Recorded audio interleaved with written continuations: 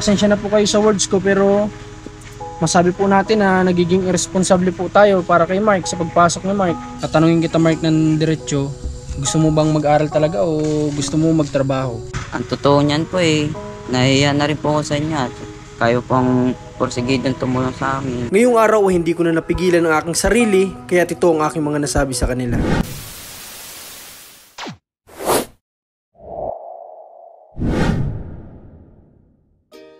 Mag-aalas 4 na ng hapon na makaraan kami dito sa daan na ito, patungo ito sa bahay nila Mark. Dito tayo ngayon nakala Mark, at magandang hapon muna sa lahat ng viewers, sa mga na-OFW, sa mga patuloy na nagla-like, nag-share, nagko-comment, at sa mga hindi nag-skip ng ads. Salamat sa inyo lahat.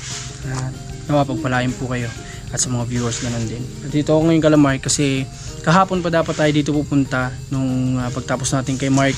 Kaso nga lang nagkaroon kami ni Commander ng biglaan na kailangang ayusin, so inuna na muna namin yun at hindi naman natin pinalipas ang ilang araw. Andito na agad tayo ngayon din mismo para kamustahin itong si Mark at si Nanay Glyza, kasi kanina pumunta na naman po kami sa school ni Mark at chinecheck ko nga kung nandun po itong bata at hindi ko ine-expect na wala po ako nadatna na Mark doon sa school nila. So ano ba Mark yung reason bakit ganun yung nangyayari? Di ba nagsabi ka sa akin kahapon na tinubos ko yung bisikleta mo at papasok ka na? Papasok nga po ko kaso hindi man nasaan din at nagtatrabaho po sila kagabi po Mala pa nga po sana ginabi na din po ng nagkuha pa po ng pera din. Bali ano yung naging problema? Bakit di nakapasok mo? Ano yung naging problema? Uniform? Bakit ngayon lang nilaban? Bakit kahapon? Ang haba pa ng maghapon kahapon ba't di nalaban? Wala pong pera sila mama niya po kahapon Hindi pa nagpadala si Papa. Nagpadala po si Papa man. Gabi na? Gabi po baga. Nakita niyo po kami. Okay, gabi na nagpadala? Sabi ko nga pong gano'n na, Papa, padalan mo naman kami Papa. Gusto ko talagang pumasok. At saka kung magpapadala mas maaga sana? Sabi ko sinabi ko nga doon sa pinsan ko bakit sabi naman kay Papa baka pwede yung aga-agahan niya para lakayan man sana niya din may mga pangailangan din dito sa totoo lang po kaya Mark, hindi po ko sa kung tutusin yung kinikita niya po dapat sa amin na inuwi pa doon sa mga pamangkin po. Kasi mga kalingap, sa 3 araw na absent po ni Mark ay medyo malaki-laki na yung nalalaktawan niya sa lahat ng mga lecture sa school. At yun lang po yung iniisip namin na kasi kahapon nakala ko okay na yung pag-uusap namin ni Mark, kaya sabi ko, kaya nga ngayon tatanungin kita Mark ng diretso, gusto mo bang mag-aral talaga o gusto mo magtrabaho? Mag-aral po, hindi ko man po kailangan magtrabaho kung wala din ako natututunan. Kaya nga bakit yung mga simpleng bagay hindi natin kayang gawa ng paraan, kagaya ng damit na pwedeng magawang kagad ng paraan. Kung kagabi nyo nakuha yung padala, di dapat kagabi nyo nilabhan, umaga tuyo na yan sa hangin. Kailangan natin ni Mark diskarte din sa buhay. Kailangan natin, kung naisip nyo kagabi sana na pwede yung matuyo, manipis ang tela ng polo, mabilis yan matuyo, sa magdamag lang tuyo yan. Lalo dito open air naman dito sa inyo. Nakakalungkot lang yung ganito Mark, kasi syempre kami, lalo na kami, nahihiya ako sa tumutulong sa atin kasi ang maigaganti na lang namin sa kanya ay yung sipagan at ayusin ka. Kumbaga i-assist ka namin, ganoon na lang yung naitutulong namin para sa kanya. Okay, Nanay Glyza, halika po, dito tayo at medyo maingay dito, may nagagawa po kasi ng kalsada. Pasensya na mga kalingap, medyo tabilis tingnan mo, pakita mo Commander. Tapos agad yung kalsada, sementado na kalahati na lang. Talagang minamadali po ito, kaya maganda yung magiging opportunity sana nila dito. Okay, Nanay Glyza, ikaw naman po, bakit po ganito yung nangyari kay Mark? Bakit po parang nagiging, pasensya na po kayo sa words ko, pero masabi po natin na nagiging irresponsible po tayo para kay Mark sa pagpasok ni Mark? Nung po sana, sabi ni Tutoy, papasok po ako. Sabi ko sige, pumasok ka. Kaya lang, Mama, pagdating po doon, sigurado may ambag na ako. Kaso wala man akong iaambag, nahihiya na ako sa mga kaklase ko at sa mga teacher ko kung ako lang ang bukod tangi, walang ambag sa school. Tapos sa sa security, 5 piso po. Tapos sa Pag nalilate, okay. So magbabayad daw ng 5 piso sa guard kapag nalilate. Eh, paano natin maiwasan na magbayad sa guard ng 5 piso? Huwag magpa-late. Ba't nasakit yung ulo ko dito kay Mark din ay. Kasi mga kalingap tayo kung di po ako concerned dito sa kanila, okay lang kung anong gawin mo, bahala ka. Magliwaliw ka, bahala ka. Kaya nga lang po, concerned tayo. Kaya po nai-stress din tayo sa kakaisip. Kanina nga po nung nalaman kong di na naman pumasok si Mark, hindi na po ako makapokus. Nandun kami sa pwesto namin daw makapokus kasi nga iniisip ko bakit na naman kaya hindi na naman pumasok yung bata na to, ano na naman kaya yung dahilan. Ang dami po nanay ninyong reason na pwede namang magawa ng paraan. Yung pong ambagan ni Mark, sinabihan ko na po siya nung huling pumunta ako dito, kung may ambagan dumaan po sa akin at kami mismo ang kukuha. minsan po nahihiyaman po magparaan, lapit po kasi si ganyan po kasi parang ako din po yan, mahihain po talaga ako kahit nung bata pa po ako, hindi ako nanilapit sa mga kaklase ko kahit sa mga magulang ko po. Okay na. Tinitiis ko lang po ang sarili ko. Kaysa ako'y lalo na akong ubiliin kaya gumagawa na lang ako ng diskarte ko. Okay, sige po Nay. Ito po Nay, pasensya na kayo sa akin Nay. Alin ba na yung mas nakakahiya po? Yung malaman ng sponsor natin na nagkakaganito yung anak ninyo na hindi pumapasok o alin po mas nakakaya yung magsabi na na mayroon po akong ganito, kailangan ko pong bayaran, na sinabi naman namin sa inyo na shoulder namin yun. Alin po dun yung mas nakakaya Nanay? Hindi po magpasok, malaman ng tumutulong na hindi pumapasok, di ba? Okay ma.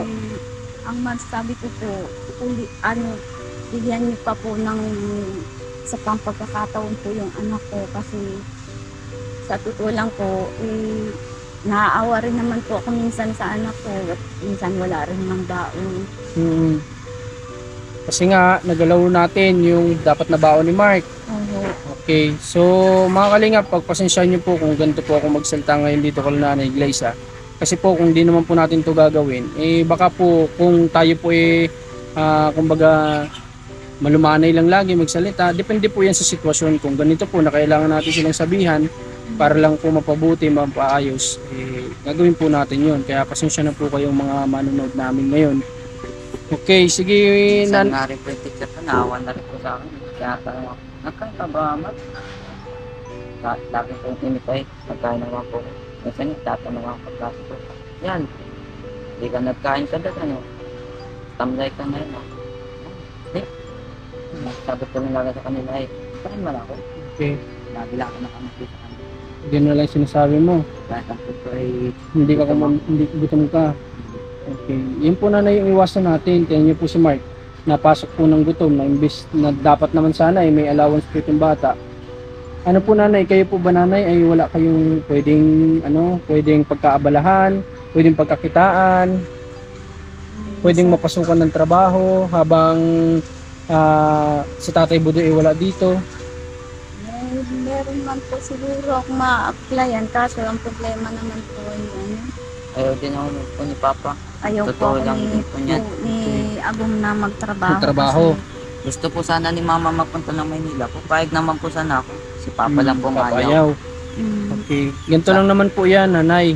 Sabihin niyo po kay Tatay Budoy kung nagagampanan mo yung obligasyon mo sa amin bilang ikaw yung haligi ng tahanan, kung naipoprovide mo yung pangangailangan namin, okay sa akin, hindi ako magtatrabaho.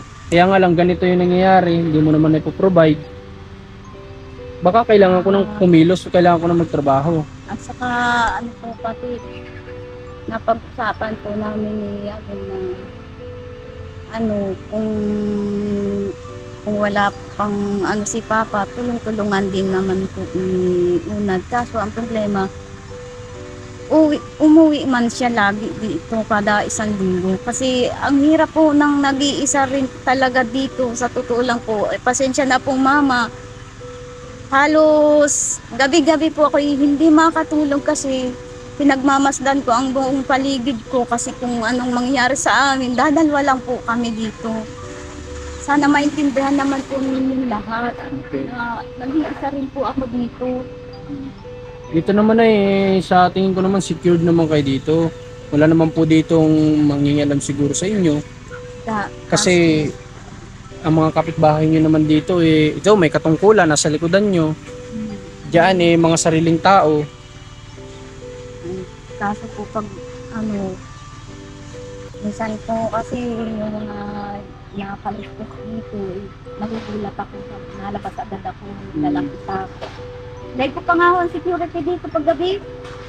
Totoo naman, mahirap kapag walang lalaki sa bahay na kaya nga lang ayun naman yung ginusto ninyo na pag-usapan ninyo, naging si Tatay Budoy.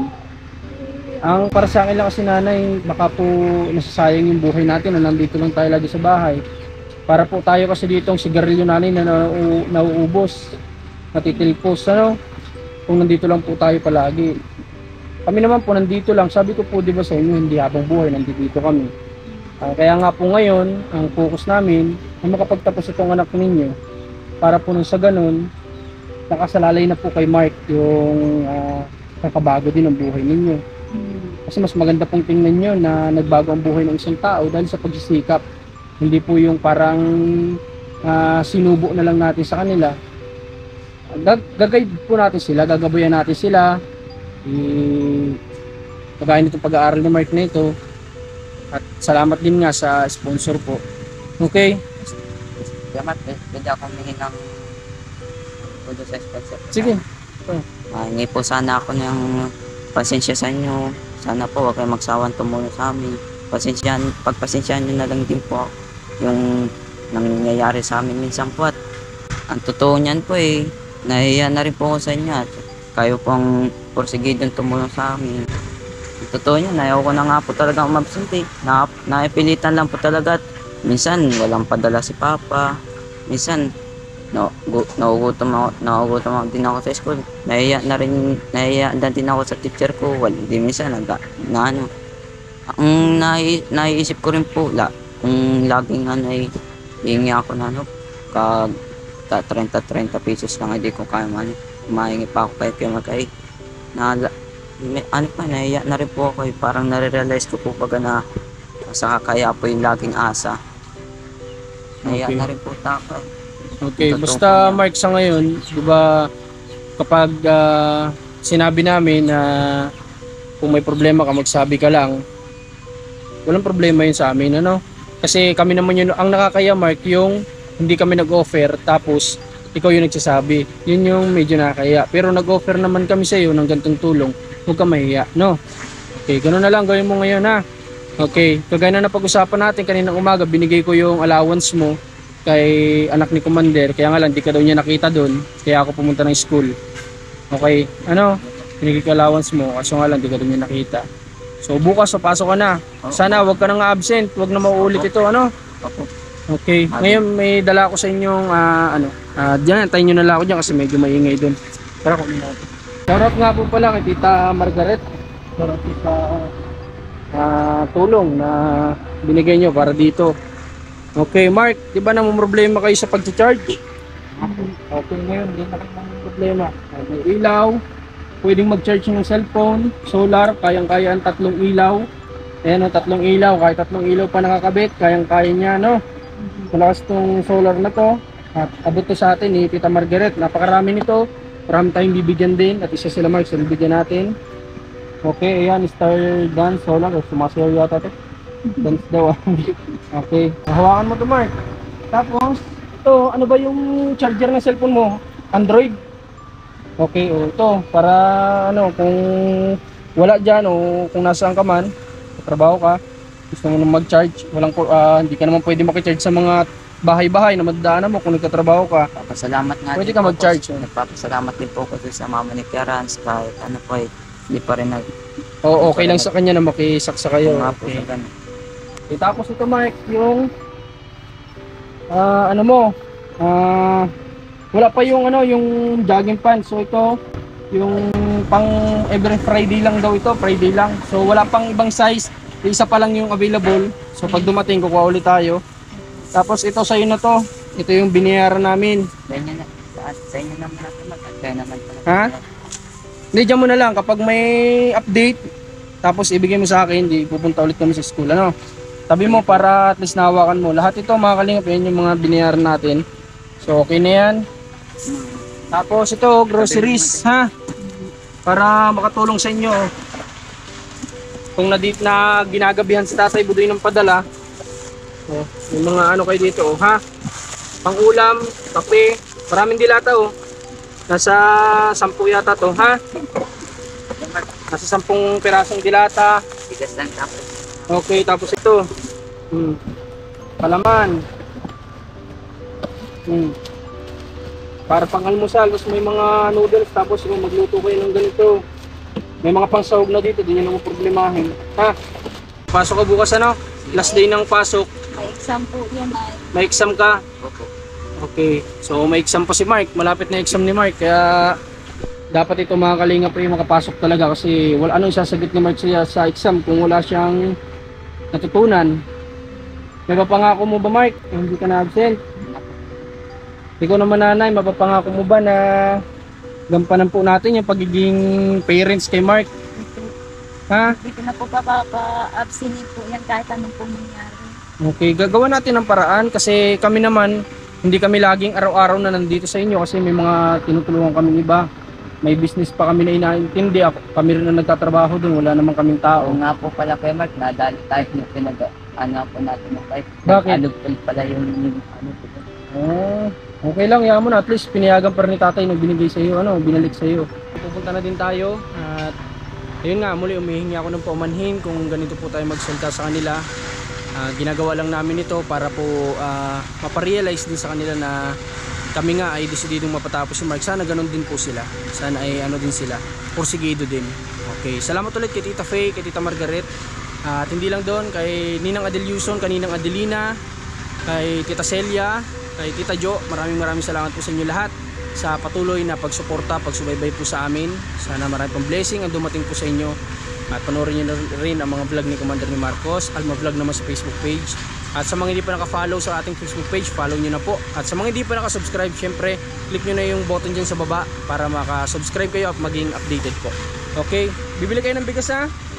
Okay, so sige po mga kalingap, tara, pupunta na kami. Okay, sige po.